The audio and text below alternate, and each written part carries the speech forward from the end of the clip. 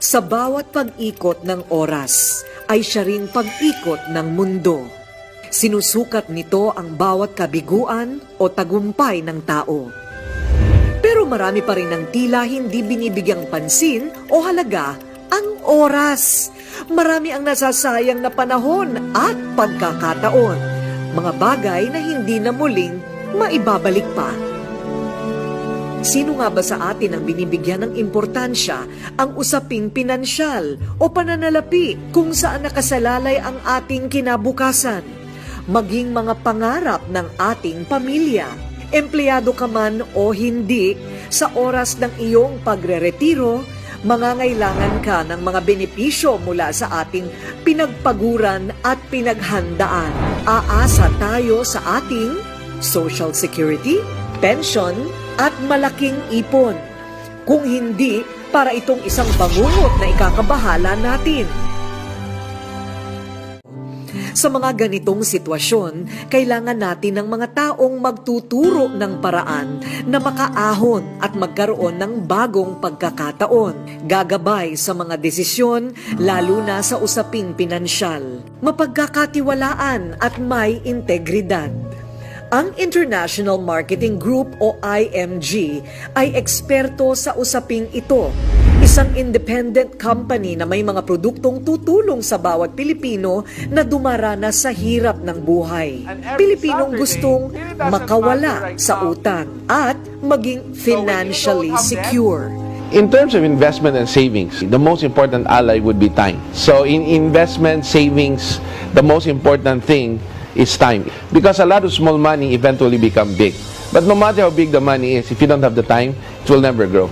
If you let time pass by without saving money, then you will lose not only the money itself, but the future of what money can bring to you. The longer the time you need, the less money you need to invest to reach your financial goals. But the shorter the time you have, then the more money you need to invest to reach your financial goals. Nais ng IMG na ibahagi sa mga Pilipino ang mga estratehiya at mahahalagang hakbang para matutong makapag-ipon at iwanan ang pagwawaldas o pagsasayang ng oras sa mga pansamantala at panandaliang bagay. Tutulungan ka ng IMG na pagandahin ang takbo ng iyong pananalapi. Siguraduhing may sapat na proteksyon gaya ng pagkakaroon ng insurance, pagkakaroon ng emergency funds o savings na 3 buwan na income.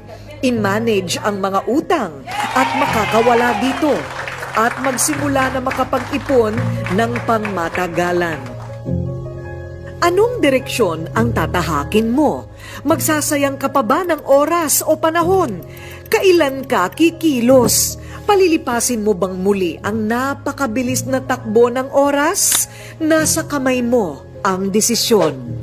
At posibleng ang tamang oras para makapagsimula ay oras na tumatakbo na ngayon.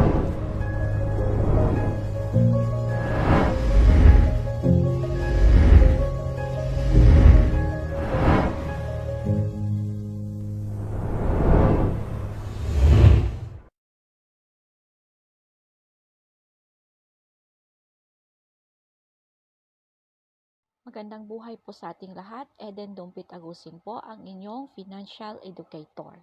Sa video na ito, ituturo ko po sa inyo ang kahalagahan ng pag-aaral ng tinatawag na financial literacy. Bakit ba kailangan nating pag-aralan ang tinatawag na financial literacy? At sino ang company na nagbibigay ng libreng kaalaman tungkol sa pagkakaroon ng isang solid financial foundation? So, who is IMG or International Marketing Group? So, who is IMG? IMG or International Marketing Group are one of the biggest and fastest growing financial services company in the Philippines. IMG assists people who wants to help themselves achieve a financial security through financial education and building a proper financial foundation. IMG established a partnership with the biggest companies in the financial industry sa Pilipinas. Ang mission po ng IMG is to help every family to achieve financial freedom. Dahil sa IMG, no family left behind. ba kailangan naming ibahagi ang tungkol sa financial literacy?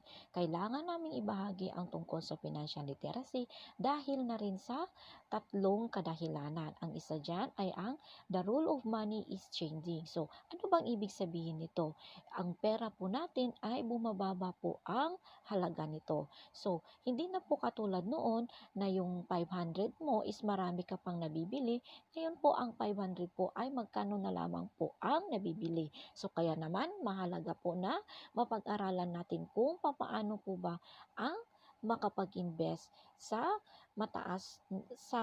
mas mataas na rate kaysa sa inflation na kung saan meron tayo sa bansang Pilipinas ngayon.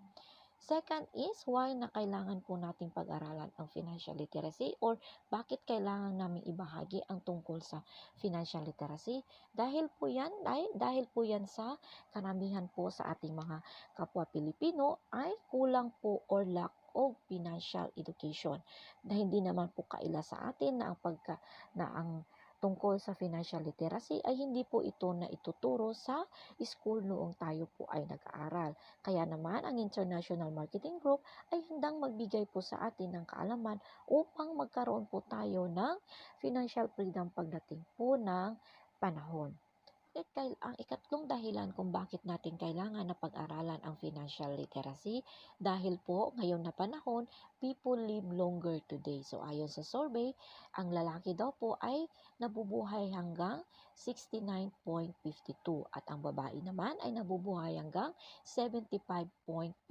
So napakagandang balita, di po ba na humahaba po ang ating buhay at umaabot po tayo sa mga edad na yan. Pero alam naman po natin na sa mga edad na yan na po ang time na tayo ay retired na sa ating trabaho. Yan na po ang time na meron na po tayong mga healthcare crisis. So, yan na po rin ang time na hindi na po natin kayang magtrabaho upang magkaroon po tayo ng income upang pangtustos sa ating mga karamdaman. So, ano po ang dapat natin gawin? Dapat po tayong mag-ipon ng maigi at dapat habang bata pa po tayo, kailangan na po natin na paghandaan ang mga bagay na ito sa pamamagitan ng pagkakaroon ng proteksyon. So, ano-ano ang mga proteksyon na dapat natin gawin? Isa na po yan sa mga i-discuss ko dito sa ating pag-uusapan sa lecture about financial literacy. So, ang ikaapat na dahilan kung bakit kailangan natin pag-aralan ang tungkol sa financial literacy, yan ay ang dahilan na high cost of living. Many people have difficulties in saving money for their needs. Bakit? Kasi yan po ay dahilan sa pagtaas po nga ng inflation. Tumataas po ang standard ng ating pamumuhay. Kaya naman, mas maigi na pag-aralan natin habang maaga pa kung paano po ba tayo makakapag-invest na mas mataas ang rate kaysa sa tinatawag na inflation. Dahil pagdating ng panahon, ang perang pinaghirapan natin ay mawawalan na po ng value ito.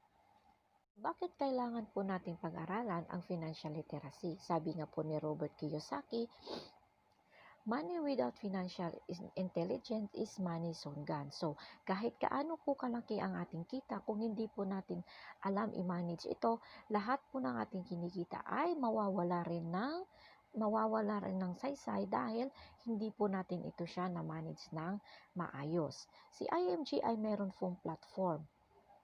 So, ang platform po ni IMG ay dapat sa taong 2030, mayroon na pong 30 million na mga Pilipino na financial literate. So, kaya naman, I hope na pagdating ng panahon na yan, ay isa ka na po sa mga 30 million na Pilipino na financially literate.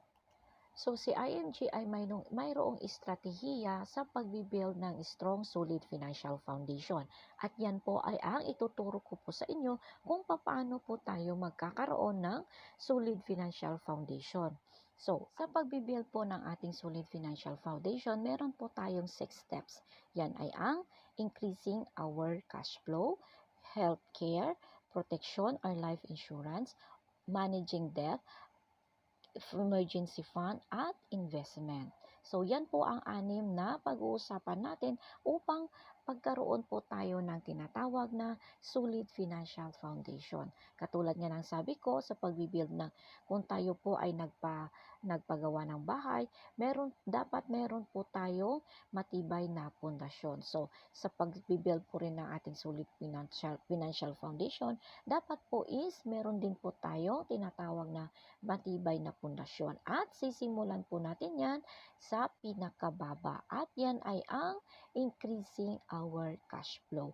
Paano ba ang pag-increase ng ating cash flow? So, ang una po natin gagawin, dapat matutunan po natin ang tinatawag na wealth formula. Meron po tayong formula upang sa ganoon maganda po ang ating cash flow. So, ito ay ang income minus savings minus expenses. Kasi kadalasan po sa ating ginagawa is income minus expenses equals savings. So, hindi po yun ang tamang formula. Magkakaproblema po tayo pagdating po ng panahon kung ganun po ang formula na ating gagawin. So, paano ba ang increasing our cash flow? So, dapat ang ating gawin is kumuha po tayo ng papel at ilista po natin kung ano yung ating pinagkakagastusan sa loob ng isang buwan. Kasi kung hindi po natin yung gagawin, hindi po natin makikita ang ating mga pinagkagastusan, kundi ang malamang ang gagawin lang po natin is gastos dito, gastos doon. Kasi ang lagi po natin iniisip is meron pa namang susunod na buwan, which is yan po ay mali. Mabuti po na i-breakdown po natin ang mga pinagkakagastusan natin sa loob ng isang buwan upang makita po natin kung saan napupunta ang ating pera. So, okay, kumuha ka na ng papel at nilista mo na po ang iyong mga ang iyong pinagkakagastusan sa loob ng isang buwan. So, kamusta na po ito? Makikita mo dito kung papaano ang iyong cash flow. Kung meron bang natitira o wala bang natitira. Kasi kung wala pong natitira, dapat po na mag-reduce po tayo ng ating mga expenses. Kasi dapat po na tayo po ay mabubuhay lamang below sa ating income. Hindi po maganda na mabubuhay po tayo or gagastos po tayo ng mas mataas pa sa ating income. Kasi ang kalabasan po nun is negative na cash flow or malamang-lamang tayo po ay mangungutang. Kaya mas maigi po na we live below our income. Mas mabuting maglista upang sa ganoon makita po natin kung saan napupunta ang ating mga perang pinaghirapan.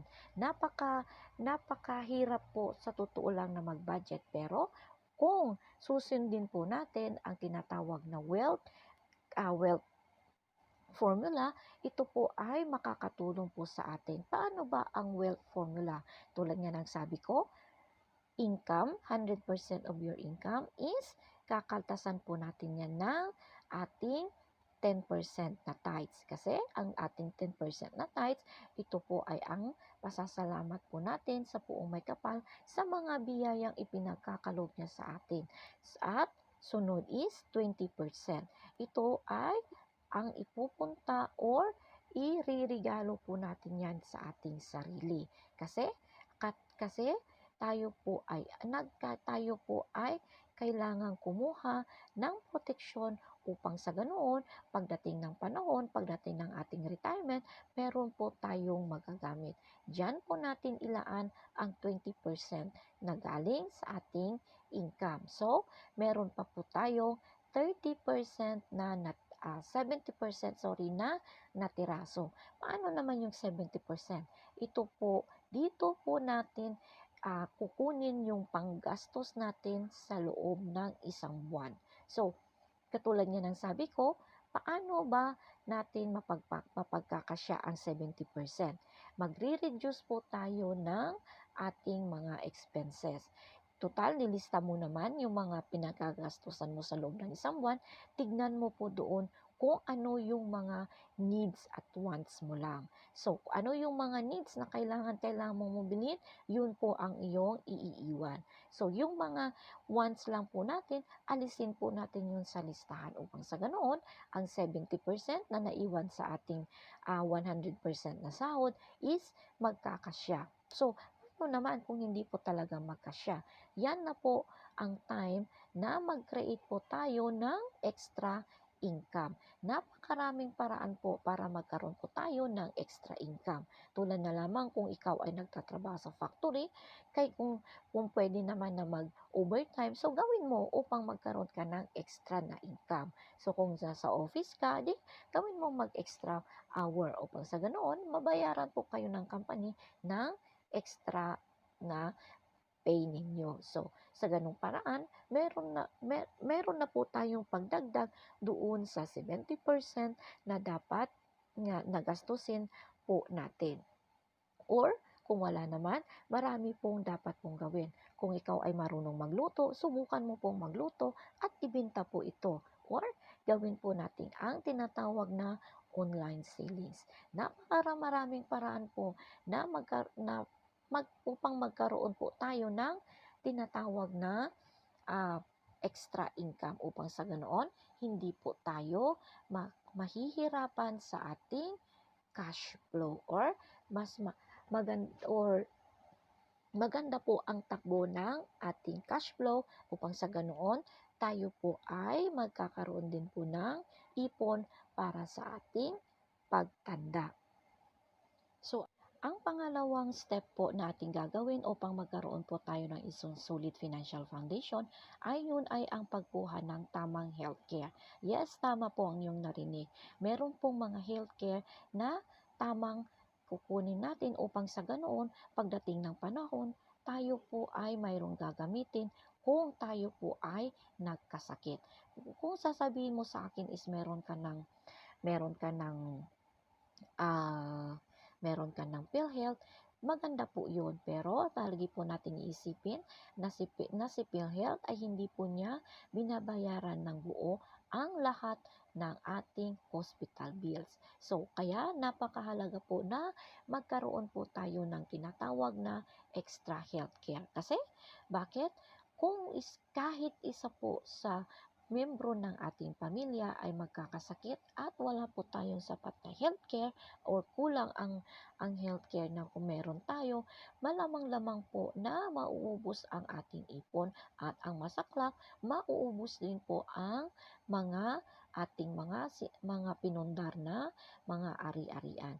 Dahil alalahanin po natin na ang isang malubhang sakit po ang dumapo sa atin o ni isa sa membro ng ating pamilya, mauubos po ang ating mga pinaghirapan dahil napakamahal po na magkasakit. Kaya dapat po lamang na i-consider natin ang pagkakaroon ng extra na healthcare. Kung ikaw naman ay isang breadwinner sa pamilya, napakahalaga po na ikaw ay magkaroon ng healthcare or kahit yung mga member po ng family natin. Upang sa ganun nga po, meron po tayong masapat na maibabayad sa hospital bills po natin. So baka sabihin mo naman po sa akin na ay meron naman akong healthcare na bigay ng aking company. So tama na 'yon. Or baka sabihin mo is ay bata pa po ako, hindi pa po ako magkakasakit. Malaking lakas-lakas ko nga. Yes, tama po ka, pero who knows po? Sino ang magsasabi? Sinong nakakaalam kung anong meron sa loob ng ating katawan?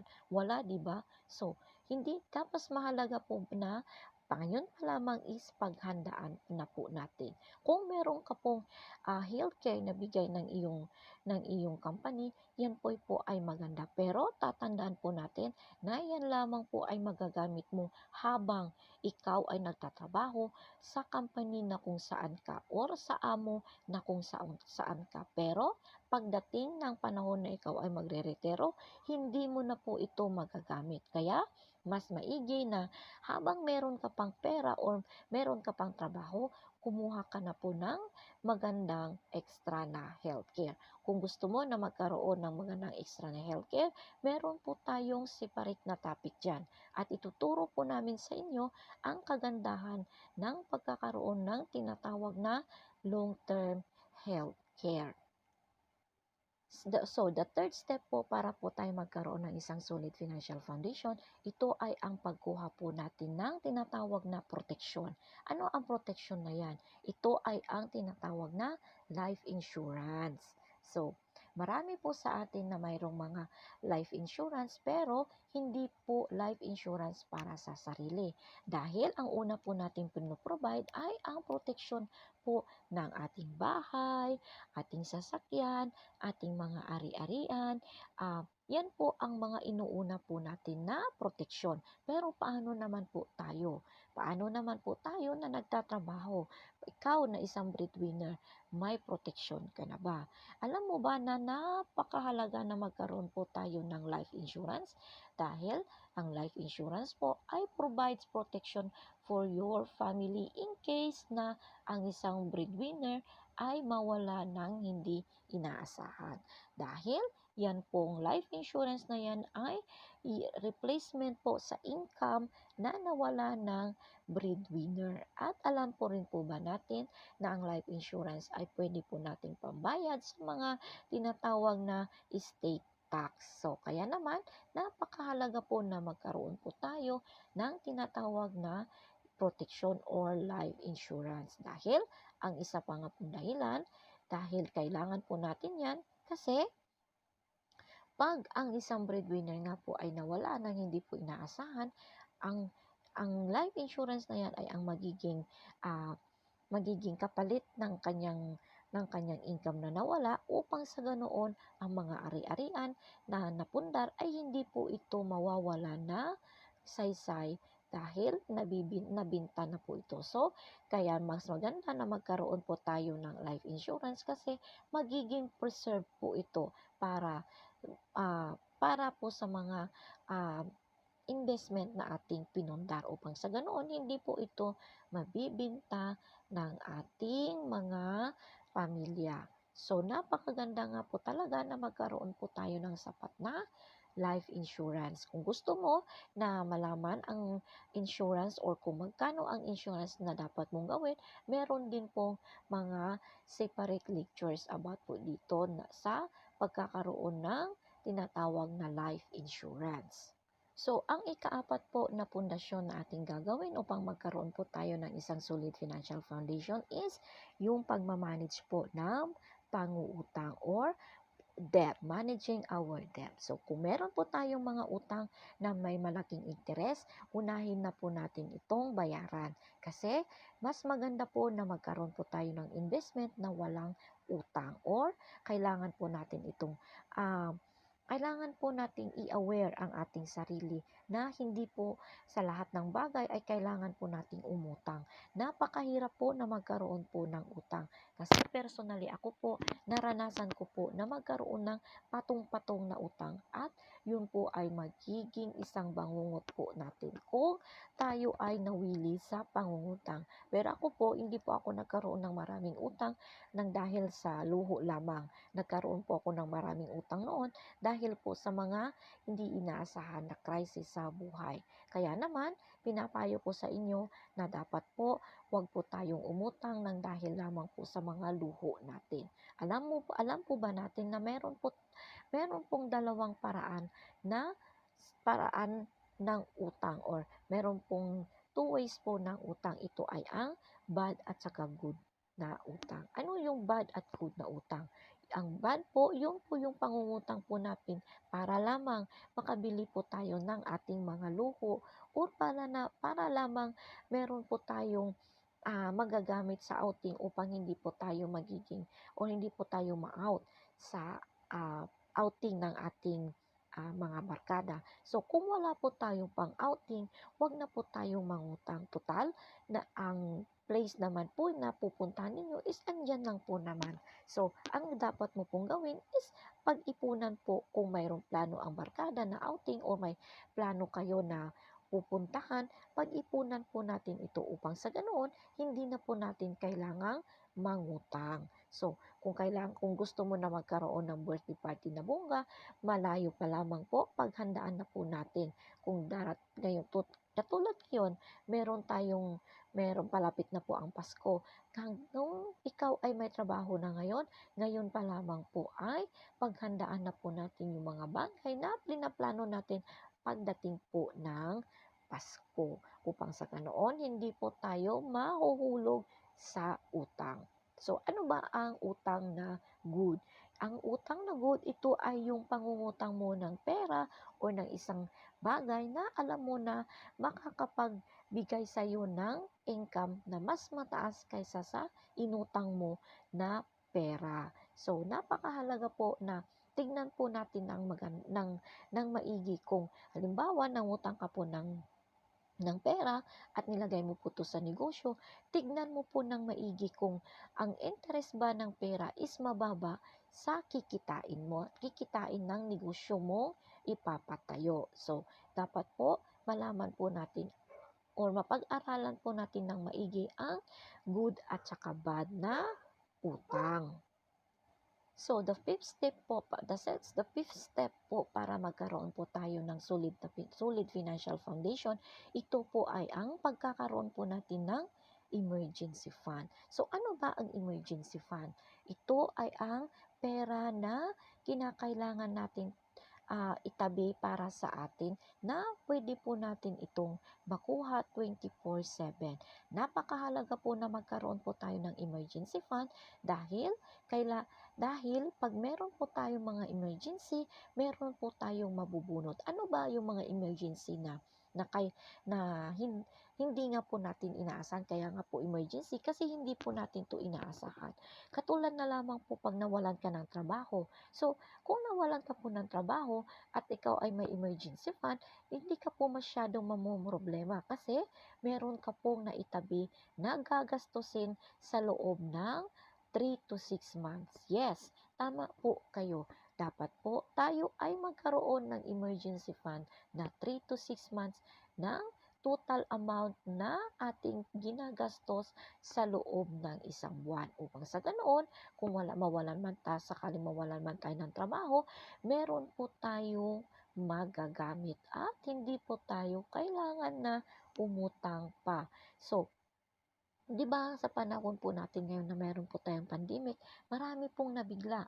So kung ikaw ay nakapag-attend at napag-aralan mo ang financial literacy at na-discuss sa'yo or narinig mo ang tungkol sa emergency fund. So napakaswerte mo dahil kung in-apply mo ito sa iyong sarili na magkaroon ng 3 to 6 months na total amount na iyong emergency fund, hindi ka po masyadong mamroblema dahil alam mo na meron ka pong gagastusin. So, ano pa ba ang mga emergency sa ating buhay?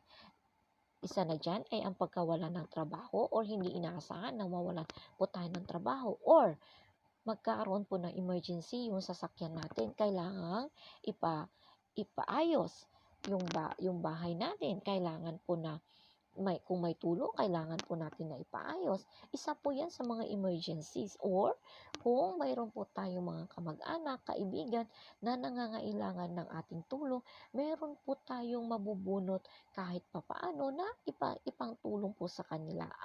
Doon po natin yan kukunin sa ating tinatawag na emergency fund. So, napakahalaga po na pag-aralan po natin kung bakit kailangan natin magkaroon ng tinatawag na emergency fund dahil sa pamagitan po ng pagkakaroon ng emergency fund, maiiwasan din po natin ang pangungutang. So, the sixth step po na ating gawin upang tayo ay magkaroon ng solid financial foundation, ito ay ang pag-i-invest. Yes, tama po kayo, pag-i-invest. Marahil, ang iba po sa atin ay nakapag-invest na ng sasakyan, bahay, lupa, real estate, yan po ay mga magandang investment. Pero, meron pa pong investment na dapat po nating pag-aralan. Ito ay ang pag-i-invest sa tinatawag na paper asset. Ano ba ang paper asset? Ito ay ang pag-i-invest sa tinatawag na stock market or mutual fund. Napakahalaga po na matutunan po natin kung paano po mag-invest sa mga vehicle na ito dahil ang pag-i-invest po sa stock market at mutual fund ay nagbibigay po ng kasiguraduhan po sa atin dahil ang pag-i-invest sa stock market ay nagbibigay po ito ng mataas na rate or nagbibigay po ito ng mataas na interest rate kumpara sa investment or sa perang diniposit po natin sa bangko. Napakahalaga po na magkaroon po tayo ng kaalaman kung paano ang pag-i-invest sa stock market or mutual fund. Dahil po ang pagkakaroon po natin ng kaalaman sa pag-i-invest sa stock market ay maganda po para sa atin dahil ang pera po na ininvest po natin dun sa stock market ay nag-i-interest po ito ng mas mataas kaysa sa interest na binibigay po ng bangko. Alam naman po natin na napakaliit lang po ng interest na binibigay ng bangko. So, kaya mahalaga po na pag-aralan natin ang pag-i-invest sa tinatawag na stock market or mutual fund. Siguro marahil ang iba sa inyo ay natatakot po sa pag-i-invest sa stock market kasi marami pong mga sabi-sabi na risky ang pag-i-invest sa stock market at mutual fund. Yes, tama po kayo, risky po ang pag-i-invest sa stock market at mutual fund. Pero hindi po ito magiging risky kung pinag-aralan po natin ito ng maigi. Alam po ba natin na lahat po ng ating ginagawa ay risky? Kahit nga po sa pagkain at sa pagtulog, risky pa rin po. So, kaya napakahalaga na matutunan po natin ang tamang pag-i-invest sa tinatawag na stock market at mutual fund. Dahil ang pera po na i-invest po natin, ang pera natin dito, ang pera po natin ay hindi nagkakasakit. 24/7 po na ang pera po natin ay nagtatrabaho para sa atin. Kaya maganda po na mapag-aralan natin ang pag-i-invest sa stock market upang sa ganoon, kung tayo po ay nagretiro na, meron po tayong magagamit na sapat na source of income. So, kailangan po natin na pag-aralan ito dahil ang pag-i-invest po sa stock market, ito po ay isa rin po ito siyang passive income po natin. So, kung meron ka ng investment sa mga sasakyan o nag-invest ka na sa sasakyan, meron ka ng bahay, meron ka ng real estate. So, kailangan din po natin na malaman ito dahil napakahalaga po na pag-aralan ang pag-i-invest po sa stock market. So, kung gusto po na pag-aralan ang pagkakaroon or paano mag-invest ng tama sa stock market or mutual fund, meron po kaming mga separate lectures about po dyan. At kung gusto mo na matutunan ito lang po ang payo ko sa iyo. I-invest mo muna ang iyong time at ang iyong sarili upang sa ganoon, hindi ka po matatakot na mag-invest sa tinatawag na stock market or mutual fund. So, na-discuss ko na po sa inyo ang 6 na ways or ang 6 na paraan upang magkaroon po tayo ng isang solid financial foundation.